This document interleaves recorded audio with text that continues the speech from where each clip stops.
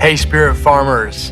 I'm Caleb Anderson, and welcome to the Spirit Farm podcast. On this teaching episode, I want to introduce you to a concept called the universe in your eye.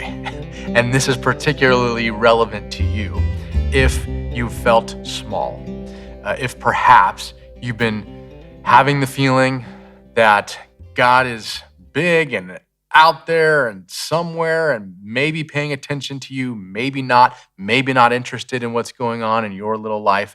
Are my prayers really getting through? Does this guy care about me personally?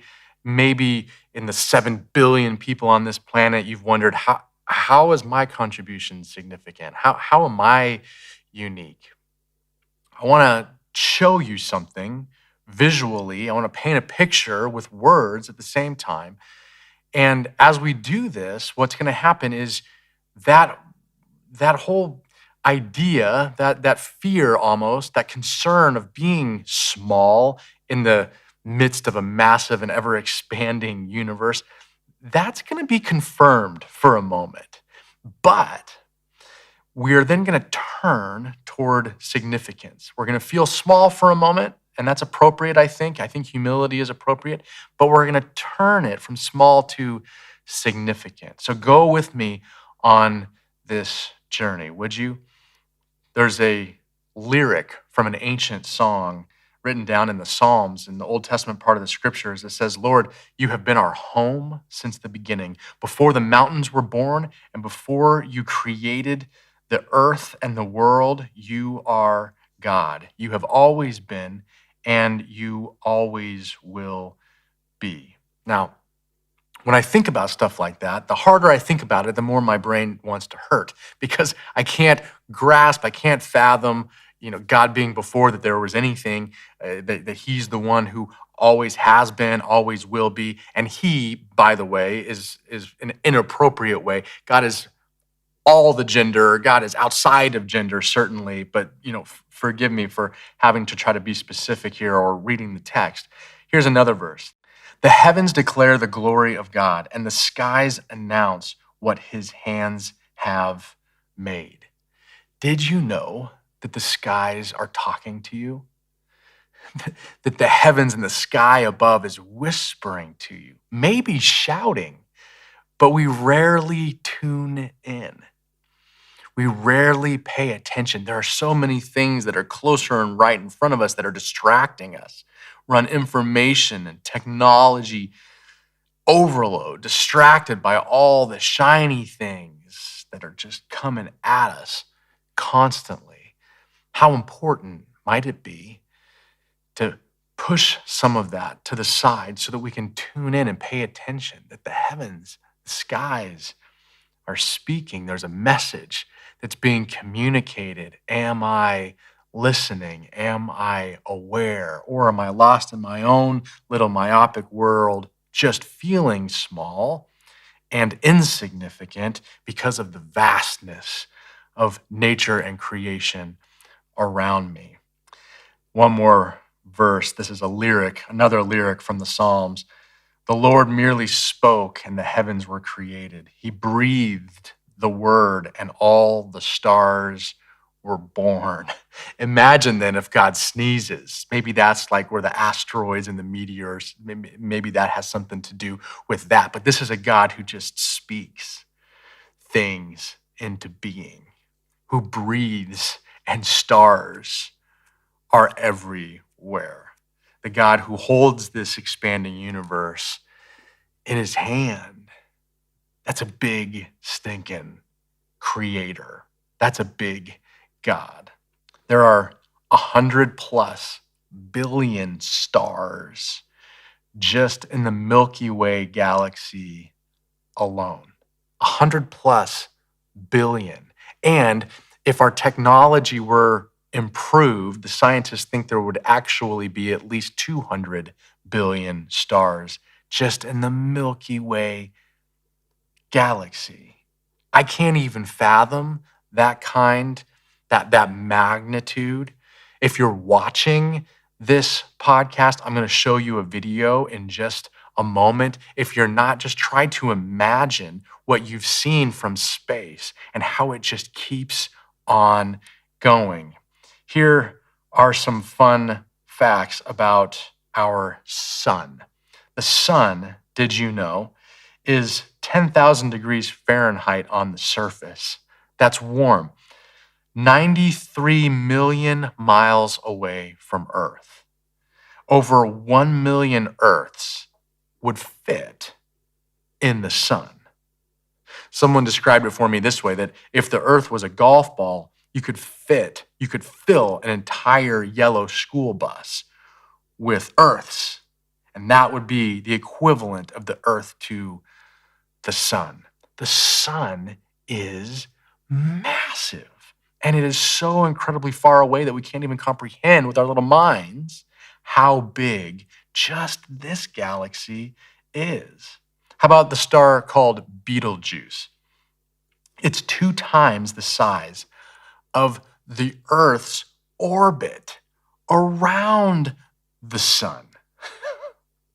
2 times the size of the orbit around the sun. It's 1,000 times larger than our sun. 5 million times brighter. 5 million times brighter than our sun. And on the surface, it boils with gigantic gas bubbles. 640 light years away is Betelgeuse. 640 light years away, and light travels at 6 trillion miles in a year. So it's like fast. And that's a long way away. So I sing to my kids, especially to little Edie, who's not yet 3, "Twinkle, twinkle, little star." More like this incredible God-breathed fireball that's bigger and further away that I can even comprehend. Not just like twinkle, twinkle. This is significant. This is huge. So much so that I don't even have the resources to figure out where to put it in perspective. Let me tell you why this is important. When I was in college or my early 20s, I heard a guy named Louis Giglio talking about this concept. And at the time, when he was introducing me to the galaxies and giving me this perspective on God, I was praying little prayers to God. I was advising God on how my life should work. And I was consulting with God about better ways that he could bless me. And I was complaining to God about the inconveniences in my life that I was annoyed by, treating God like a genie in a bottle. Would you just do this? Would you just do this? Or this would be nice, or whatever. And I realized that God is pretty stinking big. And maybe I should pause for a moment and just take in the incredible magnitude that wants to make my mind explode when it comes to the God that created me and created all of this and created all the things that are out there that I can't even fathom, that I can't even see, that I can't even understand in terms of light years. Maybe I should just pause with a reverence for this unthinkably big creator. I was praying, "Twinkle, twinkle, little God." And meanwhile, the star-breathing God was probably like, "Yeah, I got this. I got this." So I want to show you a video. And I'll speak over it. So if you're watching, pay attention. If you're listening, try to imagine in your mind. This is created by Google, and it's at the Google headquarters. It starts with a woman in a park, in a lawn, and it pulls back out so you see the Googleplex. And then you see the Google headquarters, which is big in and of itself. And then Mountain View, California. San Francisco Bay is now obvious. The Western United States comes into view. Now it's planet Earth. As we keep pulling backwards at 100,000 kilometers, we see the moon. 1,000,000 kilometers, we see the lunar orbit. Near-Earth asteroids, inner planets around our solar system. There's the outer planets of our solar system. Dwarf planets at 100 billion kilometers. There's the sun still at the center, the outer cloud, neighboring stars that I can't even pronounce, local interstellar cloud, I don't even know what that means, a local bubble, spiral arms. It just keeps going. And that, my friends, is just the Milky Way galaxy. Here's another neighboring galaxy.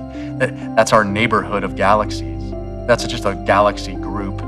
Here's a local supercluster, a cosmic web that's 10 billion light years away. Pretty big. We're going to zoom back in the way we came. Back through the outer, the inner, the dwarf planets, the belts, near-Earth asteroids, Earth and Moon, back to the Western United States, San Francisco, to the Google headquarters. And there's our girl laying in the grass, smiling, and then her eye. Now we're going to see the universe that's in your eye. Pupil, blood vessels, blood cells, chromosomes,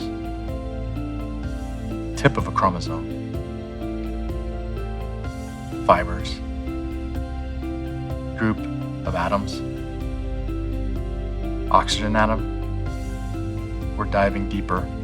Inner electrons, deeper still, atomic emptiness, just space at the center of your eye. And then we find a small nucleus with protons and neutrons, quarks. That is the universe in your eye. So as big and massive and incomprehensible as this God of the universe is, as big as he is, and the planets and the solar system and the expanding universe that we can't understand, all of that, he's also incredibly personal.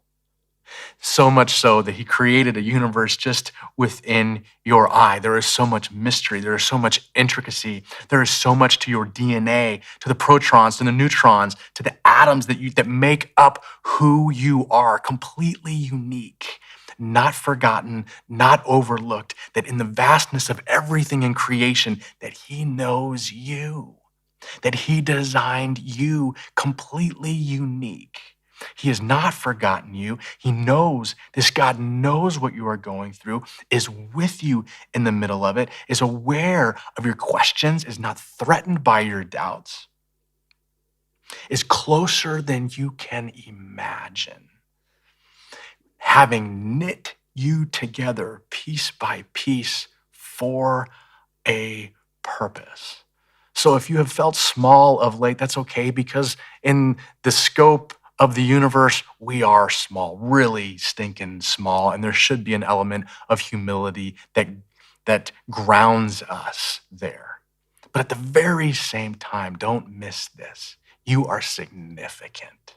There is no one like you, and there never has been. And the God who created you, while creating Betelgeuse out here and these massive solar systems, galaxies, and the expanding universe, took the time to form you and your fingernails and your hair and the molecules that are making up everything, the emptiness that's inside your eye, beyond the retina. I mean, the intricacy is unbelievable. God knows what he's doing, and God knows you. Be encouraged. You're alive by purpose. God has a love and a passion for you and is propelling you into a better future, that you can play your unique part in this much bigger story.